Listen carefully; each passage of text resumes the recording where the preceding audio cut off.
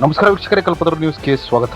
ರಾಯಚೂರು ಜಿಲ್ಲೆಯ ಲಿಂಗಸೂರು ತಾಲೂಕಿನ ಅಟ್ಟಿಚಿನ್ನದಗಣಿ ಸಮೀಪದ ಗ್ರಾಮದ ಆರಾಧ್ಯ ದೈವತೆಯಾದ ಪೊತ್ನಾಳಮ್ಮ ಶ್ರೀ ದುರ್ಗಾದೇವಿ ಸನ್ನಿಧಿಯಲ್ಲಿ ಮಳೆಗಾಗಿ ವಿಶೇಷ ಬಿಂದಿಗೆ ಪೂಜೆ ಶ್ರದ್ಧಾ ಭಕ್ತಿಯಿಂದ ನೆರವೇರಿತು.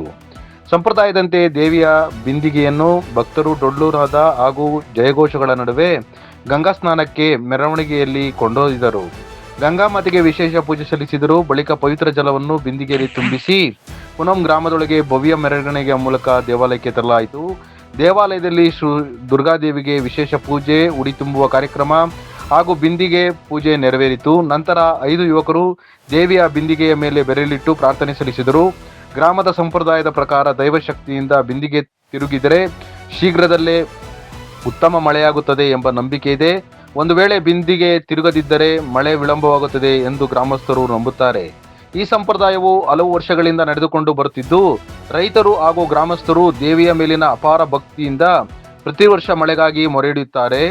ಅಮ್ಮ ರೈತರ ಕಷ್ಟ ನಿವಾರಿಸುವಳು, ಬೆಳೆಗಳನ್ನು ಉಳಿಸುವಷ್ಟು ಮಳೆ ಕರುಣಿಸು ಎಂದು ಭಕ್ತರು ಕಣ್ಣೀರಿನ ಪ್ರಾರ್ಥನೆ ಸಲ್ಲಿಸಿದರು. ಈ ಸಂದರ್ಭದಲ್ಲಿ ರಮೇಶ್, ರಂಗಪ್ಪ, ದೊರೆಭಾಷಣ್ ಮೋಟಗಿ, ವೆಂಕಟಪ್ಪ ಮೋಟಗಿ, ಈರಪ್ಪ, ಪೀಟರ್, ರಮೇಶ್ ಮೋಟಗಿ, ದುರ್ಗಪ್ಪ ಸೇರಿದಂತೆ ಸಾವಿರಾರು ಭಕ್ತರು, ರೈತರು ಹಾಗೂ ಮಹಿಳೆಯರು ಉಪಸ್ಥಿತರಿದ್ದು ಪೂಜೆಯಲ್ಲಿ ಭಾಗವಹಿಸಿದರು. ವರದಿ ರಂಗಪ್ಪ ಬೋವಿ, ಲಿಂಗಸೂರು, ಕಲ್ಪತರು ನ್ಯೂಸ್.